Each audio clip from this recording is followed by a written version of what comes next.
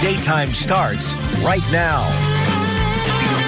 Well, still to come today on Daytime, friends, celebrity historian Rafi Adonian is back as the father of our great country, George Washington. We're talking white powdered wig and all. He is sharing social etiquette from the first president as we roll into the 4th of July. Don't go anywhere because celebrity historian Rafi Adonian is here. He is dressed up as George Washington as we get ready for our July 4th festivities.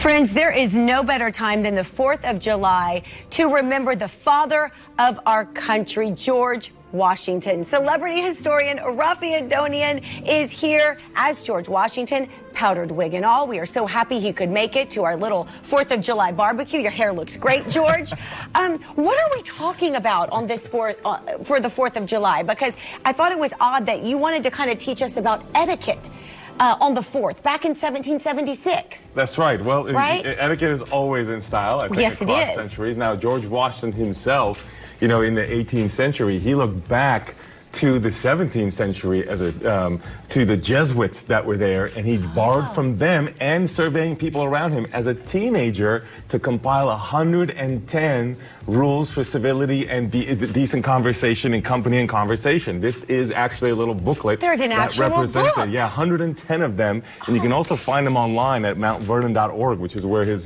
home is, the website for his home. And I want to walk you through a few of them that you can apply to the 4th of July picnic that you might be doing, like we are here. They don't mention anywhere in this book anything about tall boys, do they? No. I didn't think so. We took it and we modernized it to today, right? With our American flag beer, American flag cookies, our patriotic theme here, I feel like we should open this. Yes, we should. I mean, we should just, you know, celebrate like That's champs. the first one, the rules of civility. This is my first He says, drink not. Drink not. So cheers. Cheers. Drink not. This bud's for you. Nor talk with your mouth full. So what he's saying is, if you're like this. Okay. Mouth full. Don't be talking and don't be drinking. You know how sometimes you're eating and you're like, oh yeah. And you take a drink while you're eating, and then it makes your food all mushy. George says don't do that. George says don't do that. Okay, good to know. Now, I haven't finished my bite yet, right? know. So the next thing he says is, put not another bite into your mouth till the former be swallowed. So I'm still eating this bite. So let's say I'm just, you know, stuffing my face with a hot dog and I haven't finished this. Which everyone should be doing on July 4th. Well, don't put another one in your mouth. He's still going. No, don't do it like the July 4th competition you see where they're stuffing like 80 hot dogs in there. That's not who you are when you're doing etiquette in your own picnic. So now, because this is what happens, you're trying to talk, and you got 3 bites in your mouth. Rafi didn't think this one through. You need to wash it down. Now you have to drink, but he says don't drink with your mouth full, so you can't even use to wash it down. So you just have to avoid the situation altogether is what you have to do. Now, it's hard to get out of. Do you mean I would talk about the Declaration of Independence here, but I was going to leave that up to you, George. It's funny you say that for a moment, because the Declaration of Independence on it, it says July 4th, right? Yeah. But wasn't it signed in August? So it's funny you say exactly. So here it is, right? July 4th is what it says on the top.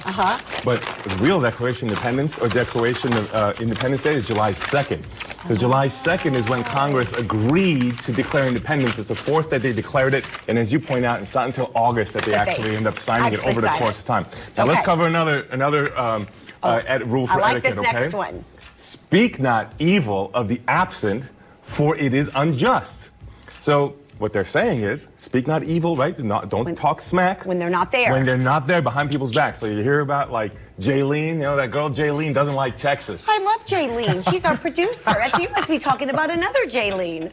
And so I heard she doesn't like Texas, so maybe she should move up to Oklahoma away from here, you know? So you don't want to be talking like that when they're not here present in front of you. Don't gossip. It's a good, timeless thing to keep in mind, right?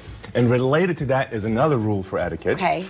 Which is, be not hasty to believe flying reports to the disparagement of any. Which means in English?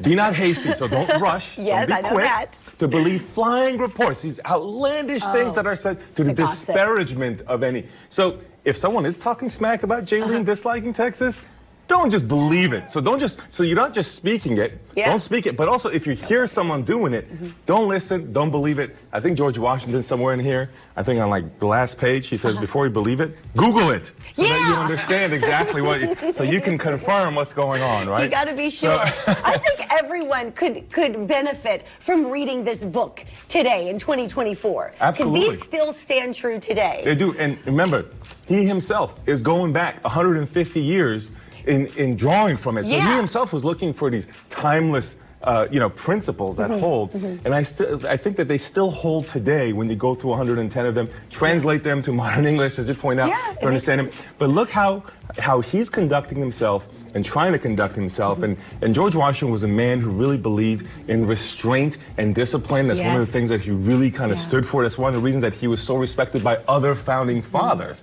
because he wouldn't get caught up in the fray so much.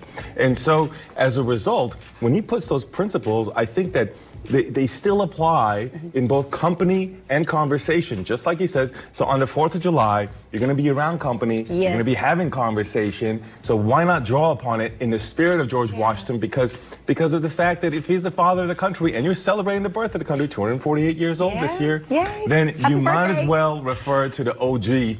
I'm so glad that you came back as the OG. This is my favorite character that you ever play, is George Washington. And isn't it true that he was just a really humble guy, and that when they chose him, they wanted him to run the country, and they wanted to call him king, and he said, no, I do not want to be a king. That's true multiple times.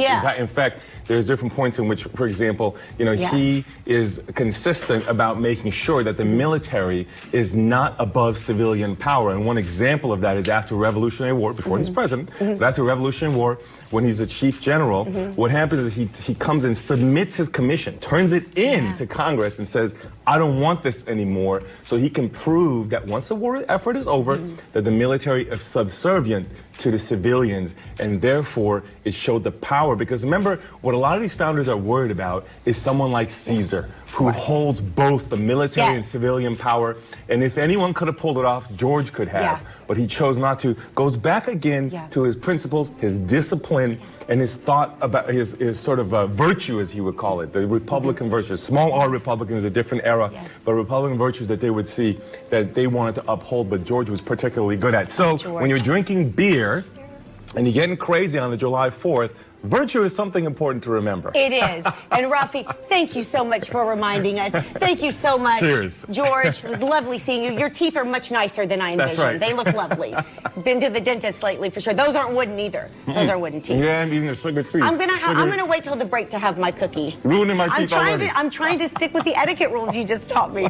For more information on Rafi, he's so much fun and you can learn so much. You can go to celebrityhistorian.com or Rafi'sRegulars.com. Cheers to America. We'll be right back. Happy 4th.